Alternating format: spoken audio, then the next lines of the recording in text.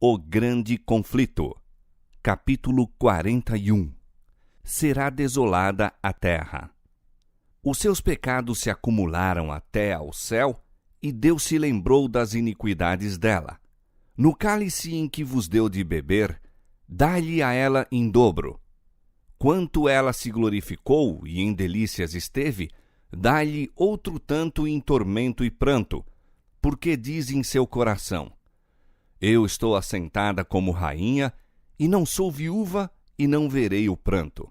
Portanto, num dia virão as pragas, a morte, e o pranto e a fome, e será queimada no fogo, porque é forte o Senhor Deus que a julga. E os reis da terra que se prostituíram com ela e viveram em delícias, a chorarão e sobre ela prantearão, dizendo: Ai, ai daquela grande Babilônia, aquela forte cidade, pois numa hora veio o seu juízo. Apocalipse 18, versos 5 a 10. Os mercadores da terra, que se enriqueceram com a abundância de suas delícias, estarão de longe, pelo temor do seu tormento, chorando e lamentando e dizendo: Ai, ai daquela grande cidade, que estava vestida de linho fino, de púrpura, de escarlata, e adornada com ouro e pedras preciosas e pérolas, porque numa hora foram assoladas tantas riquezas. Apocalipse capítulo 18, versos 3, 15 e 16. Tais são os juízos que caem sobre Babilônia no dia da ira de Deus. Ela encheu a medida de sua iniquidade. Veio o seu tempo. Está madura para a destruição. Quando a voz de Deus põe fim ao cativeiro de seu povo, há um terrível despertar daqueles que tudo perderam no grande conflito da vida. Enquanto perdurou o tempo da graça, estiveram cegos pelos enganos de Satanás e desculpavam sua conduta de pecado. Os ricos se orgulhavam de sua superioridade sobre aqueles que eram menos favorecidos, mas obtiveram suas riquezas violando a lei de Deus. Negligenciaram alimentar o faminto, vestir o nu, tratar com justiça e amar a misericórdia. Procuraram exaltar-se e obter a homenagem de seus semelhantes. Agora estão despojados de tudo que os fazia grandes e se encontram desamparados e indefesos. Olham com terror para a destruição dos ídolos que antepuseram ao seu Criador. Venderam a alma em troca das riquezas e gozos terrestres e não procuraram enriquecer para com Deus. O resultado é que sua vida foi um fracasso. Seus prazeres agora se transformaram em amargura, seus tesouros em corrupção. Os ganhos de uma vida inteira foram, em um momento, varridos. Os ricos lastimam a destruição de suas soberbas casas, a dispersão de seu ouro e prata.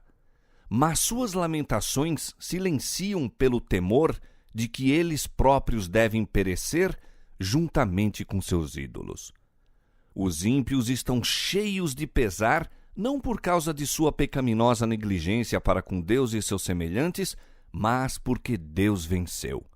Lamentam que o resultado seja o que é, mas não se arrependem de sua impiedade. Se pudessem, não deixariam de experimentar todo e qualquer meio para vencer. O mundo vê aqueles dos quais zombaram e escarneceram e que desejaram exterminar passarem ilesos através das pestilências, tempestades e terremotos. Aquele que é para os transgressores de sua lei um fogo devorador, é para o seu povo um seguro pavilhão. O ministro que sacrificara a verdade a fim de alcançar o favor dos homens, percebe agora o caráter e influência de seus ensinos. É evidente que os olhos oniscientes o estiveram acompanhando enquanto se achava ao púlpito, enquanto andava pelas ruas, enquanto se confundia com os homens nas várias cenas da vida. Toda a emoção da alma, toda a linha escrita, cada palavra pronunciada, todos os atos que levavam os homens a descansar em um refúgio de falsidade, esteve a espalhar sementes, e agora, nas infelizes e perdidas almas em redor dele, contempla a messe. Diz o Senhor: curam a ferida da filha de meu povo levianamente, dizendo: paz, paz, quando não há paz. Entristeceste o coração do justo com falsidade, não o havendo eu entristecido, e esforçastes as mãos do ímpio para que não se desviasse do seu mau caminho e vivesse. Jeremias capítulo 8, verso 11, Ezequiel capítulo 13, verso 22. Ai dos pastores que destroem e dispersam as ovelhas do meu pasto. Eis que visitarei sobre vós a maldade de vossas ações. Uivai, pastores, e clamai, e rebolai-vos na cinza, principais do rebanho, porque já se cumpriram os vossos dias para serdes mortos. E não haverá fugida para os pastores, nem salvamento para os principais do rebanho. Jeremias capítulo 23, versos 1 e 2, capítulo 25, versos 34 e 35. Ministros e povo veem que não mantiveram a devida relação para com Deus. Veem que se rebelaram contra o autor de toda a lei reta e justa. A rejeição dos preceitos divinos deu origem a milhares de fontes para males, discórdias, ódio, iniquidade, até que a terra se tornou um vasto campo de contenda, uma sentina de corrupção.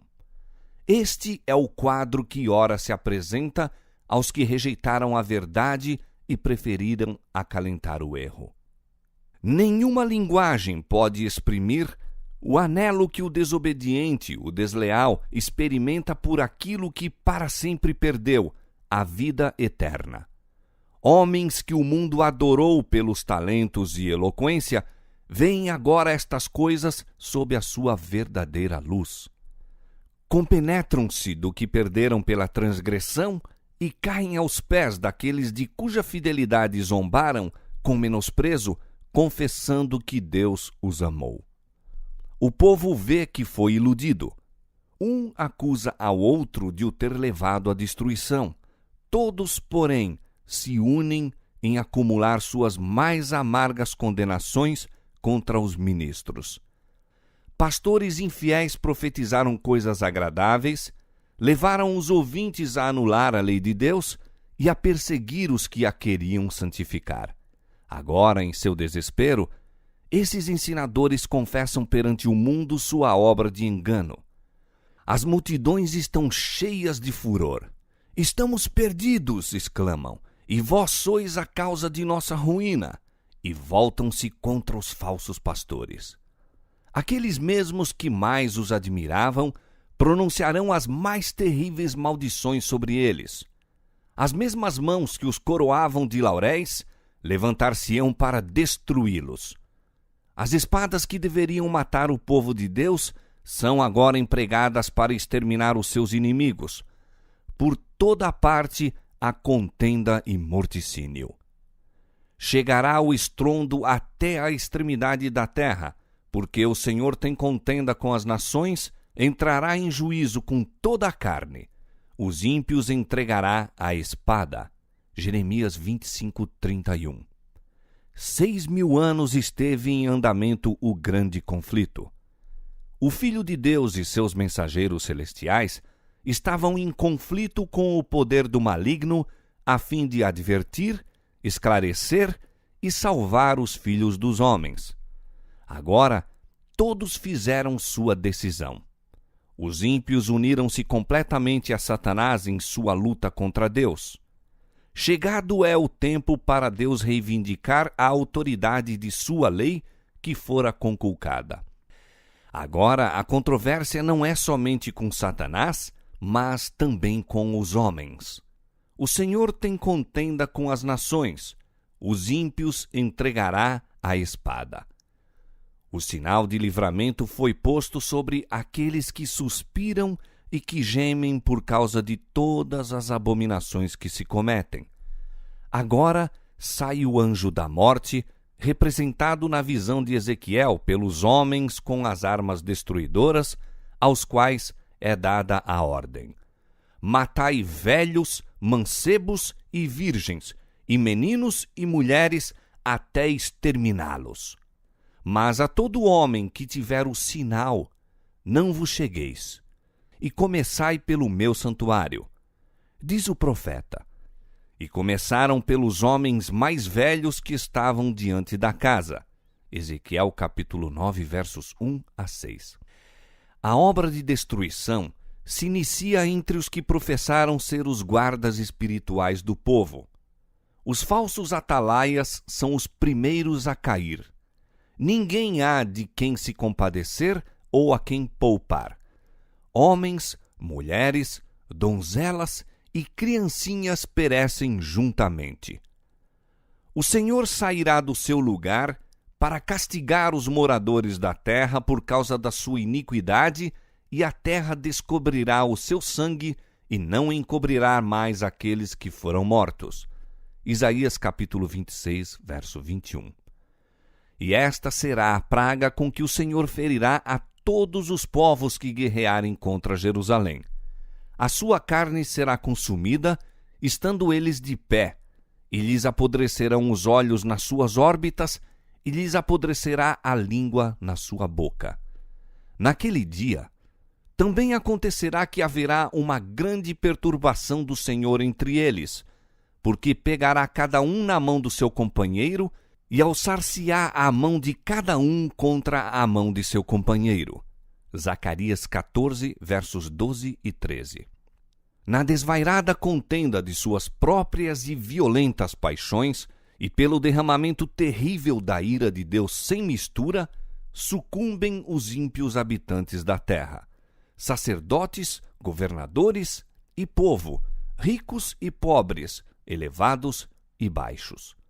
E serão os mortos do Senhor, naquele dia, desde uma extremidade da terra até a outra extremidade da terra.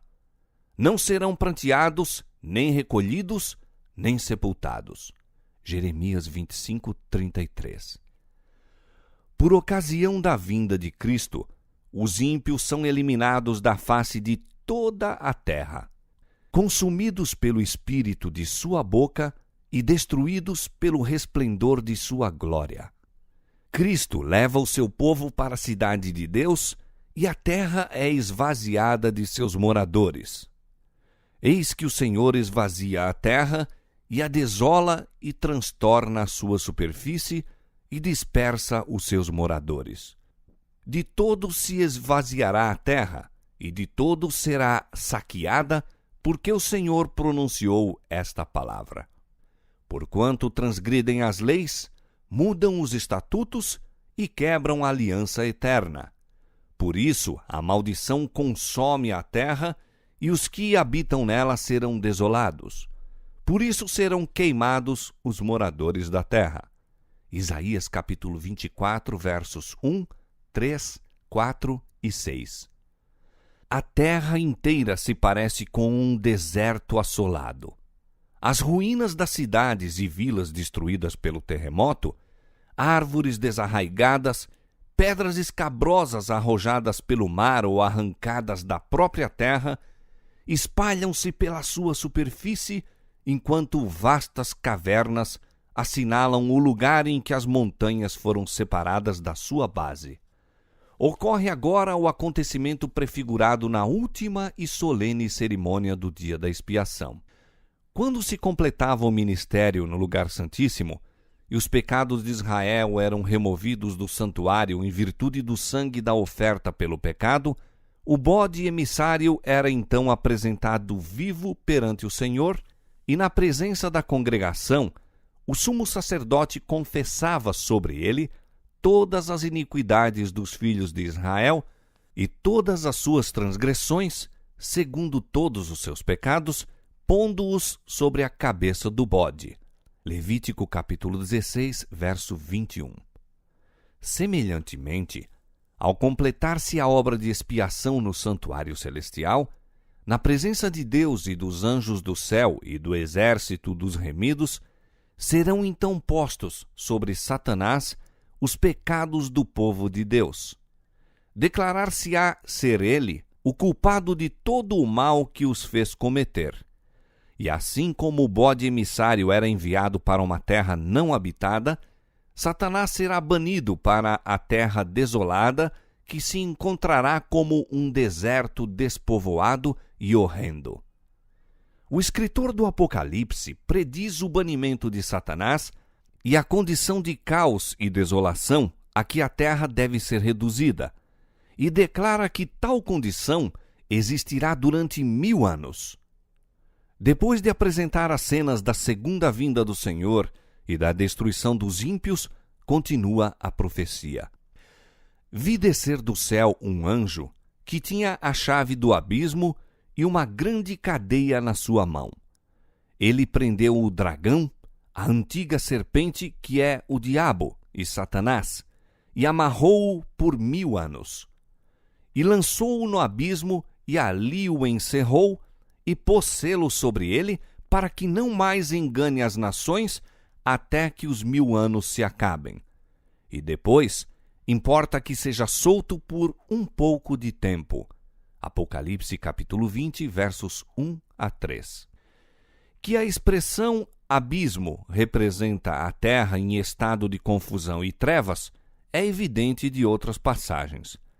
Relativamente à condição da terra no princípio, o relato bíblico diz que era sem forma e vazia, e havia trevas sobre a face do abismo. Gênesis capítulo 1, verso 2.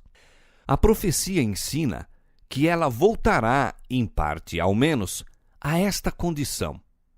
Olhando ao futuro para o grande dia de Deus, declara o profeta Jeremias: Observei a terra, e eis que estava assolada e vazia, e para os céus, e não tinham a sua luz. Observei os montes, e eis que estavam tremendo, e todos os outeiros estremeciam. Observei e vi que homem nenhum havia, e que todas as aves do céu tinham fugido.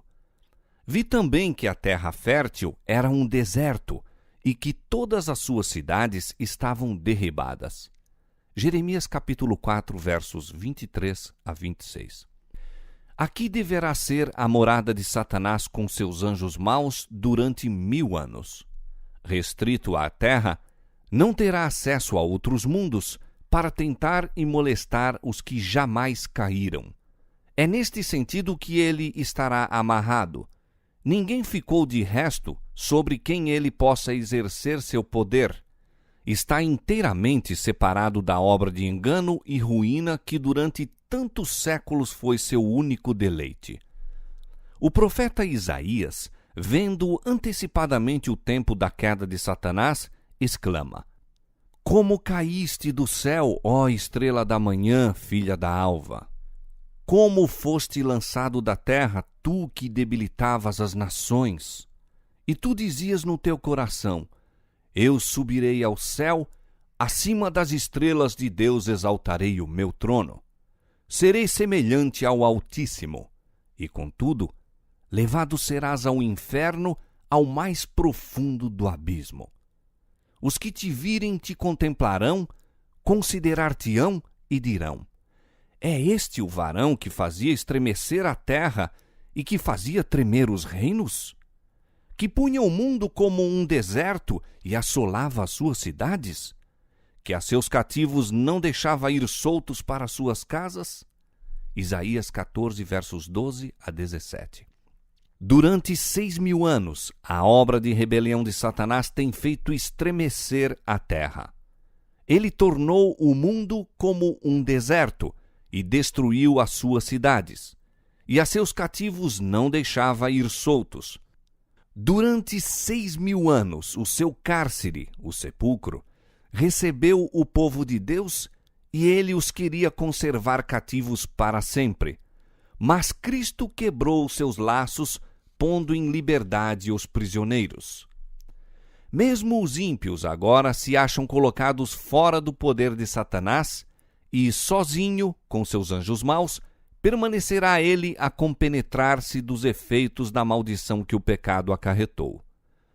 Todos os reis das nações, todos eles jazem com honra, cada um na sua casa, a sepultura.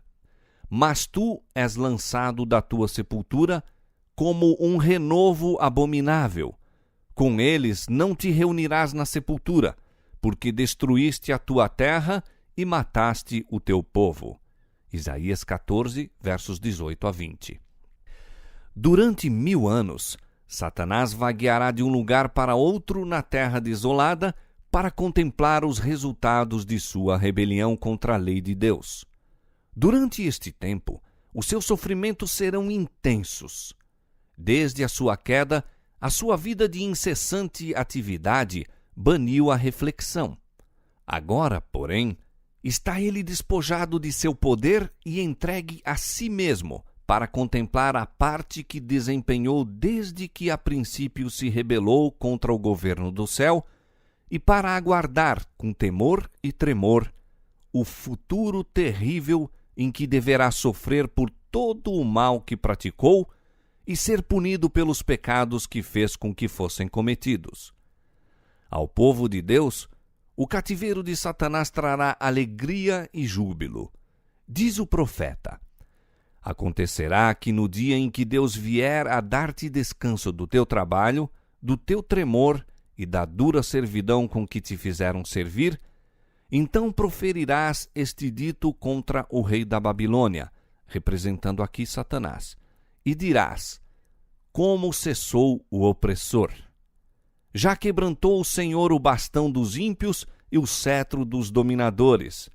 Aquele que feria os povos com furor, com praga incessante, o que com ira dominava as nações, agora é perseguido sem que alguém o possa impedir. Isaías 14, versos 3 a 6. Durante os 1000 anos entre a primeira e a segunda ressurreições, ocorre o julgamento dos ímpios. O apóstolo Paulo indica este juízo como um acontecimento a seguir-se ao segundo advento. Nada julgueis antes de tempo, até que o Senhor venha, o qual também trará à luz as coisas ocultas das trevas e manifestará os desígnios dos corações. 1 Coríntios capítulo 4, verso 5. Daniel declara que quando veio o ancião de dias, foi dado o juízo aos santos do Altíssimo. Daniel 7, 22. Nesse tempo, os justos reinam como reis e sacerdotes de Deus. João, no Apocalipse, diz: vi tronos, e assentaram-se sobre eles, e foi-lhes dado o poder de julgar. Serão sacerdotes de Deus e de Cristo, e reinarão com ele 1000 anos. Apocalipse capítulo 20, versos 4 e 6. É nesse tempo que, conforme foi predito por Paulo, os santos hão de julgar o mundo. 1 Coríntios 6, 2. Em união com Cristo, julgam os ímpios, comparando seus atos com o código, a Escritura Sagrada, e decidindo cada caso segundo as ações praticadas no corpo. Então é determinada a parte que os ímpios devem sofrer segundo suas obras, e registrada em frente ao seu nome no livro da morte. Igualmente, Satanás e os anjos maus são julgados por Cristo e seu povo. Diz Paulo: não sabeis vós que havemos de julgar os anjos? 1 Coríntios capítulo 6, verso 3. E Judas declara que aos anjos que não guardaram o seu principado, mas deixaram a sua própria habitação, reservou na escuridão e em prisões eternas até ao juízo daquele grande dia. Judas, verso 6. Ao fim dos 1000 anos, ocorrerá a segunda ressurreição. Então os ímpios ressuscitarão dos mortos, comparecendo perante Deus para a execução do juízo escrito. Assim, o escritor do Apocalipse, depois de descrever o ressurgir dos justos, diz: mas os outros mortos não reviveram até que os 1000 anos se acabaram. Apocalipse 20, verso 5. A respeito dos ímpios, Isaías declara: serão amontoados como presos numa masmorra, e serão encerrados num cárcere e serão visitados depois de muitos dias. Isaías capítulo 24, verso 22.